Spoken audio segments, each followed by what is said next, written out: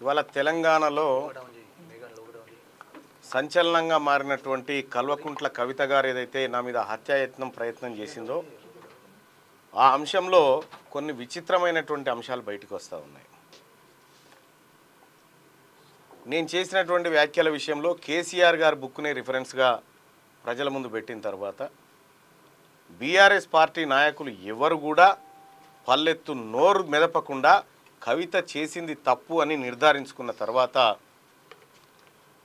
ఆమెకు ఎవరు మద్దతు చేయకుండా ఉన్నటువంటి పరిస్థితుల్లో కాంగ్రెస్ పార్టీ నాయకులు మహేష్ కుమార్ గౌడ్ గారు, పొన్నం ప్రభాకర్ గారు ఇలాంటి వాళ్ళు ప్రెస్ మీట్ పెట్టి కల్వకుంట్ల కవితకు మేము అండగా ఉన్నామని మాట్లాడమంటే ఇక ఇంతకు మించిన దౌర్భాగ్యం ఇంకొకటి లేదు. నేను ఒకటి చెప్తా ఉన్నా, మొన్న 3 మంత్రులు ప్రమాణ స్వీకారం చేసినటువంటి సందర్భంలో కల్వకుంట్ల కవిత గారు కూడా ప్రమాణ స్వీకారం చేయాల్సి ఉండే, అవునా కాదా? కాంగ్రెస్ పార్టీలో కల్వకుంట్ల కవిత గారు జైన్ కావడానికి రంగం సిద్ధమైండే. ఇప్పటికి కూడా ఆమె కాంగ్రెస్ పార్టీ అనధికారిక అనుబంధ సభ్యురాలుగా కొనసాగుతూ ఉంది. ఇది స్పష్టమవుతూ ఉంది.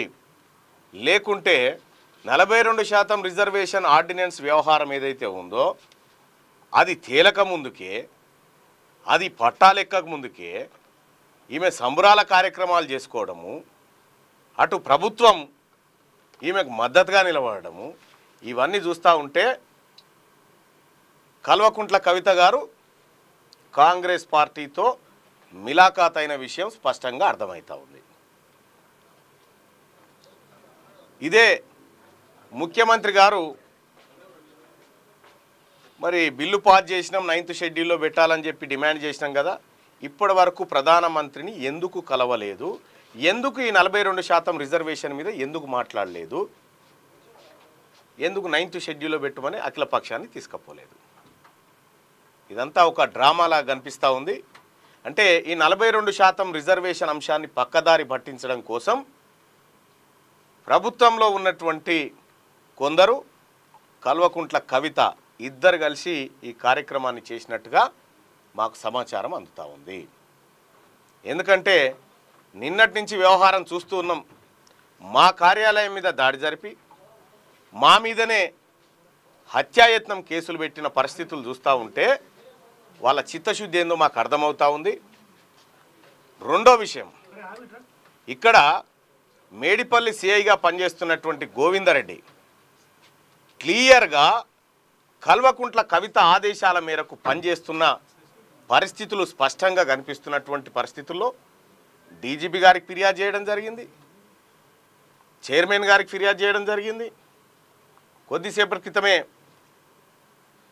బీసీ కమిషన్ కూడా స్పందించి సిపి సుధీర్ బాబు గారికి లేఖ పంపించడం జరిగింది, వెంటనే బాధ్యుల మీద చర్యలు తీసుకోమని. అంటే ఇక్కడ బీసీల విషయంలో కాంగ్రెస్ పార్టీ భారతీయ జనతా పార్టీని చిక్కుల్లో పెట్టి అడగాల్సినటువంటి సందర్భంలో అది చేయకుండా, భారతీయ జనతా పార్టీని ఇరుకునబెట్టే పనులు చేయకుండా ఆర్డినెన్స్ డ్రామా అంటే తెర మీదకి తెస్తూ ఉన్నారు. ఈ అన్ని పరిణామాలు చూస్తూ ఉంటే దీని వెనకాల ఎవరున్నారు, ఏం కథ అనేది ప్రజలందరికీ స్పష్టంగా అర్థమవుతూ ఉంది. ఇక్కడ ఒకటి చెప్పదలుచుకున్నాం, మీరు ఎన్ని కుట్రలు కుతంత్రాలు, ఎన్ని చీకటి ఒప్పందాలు చేసుకొని మీరు ఈ దాడులు ఈ హత్యాయత్నాలు చేసినా బీసీ ఉద్యమం ఆగదు. ఇక్కడ ఉన్నటువంటి మేడిపల్లి సిఐని అతని ఆధ్వర్యంలోనే ఈ దాడులు జరుగుతూ ఉన్నాయి. అతని పైన ఖచ్చితంగా చర్యలు తీసుకోవాల్సిందే, అతని పైన ఎంక్వైరీ చేయాల్సిందే. చేసే వరకు మేము నిద్రపోం, అవసరమైతే కోర్టులను కూడా ఆశ్రయిస్తాం. Thank you.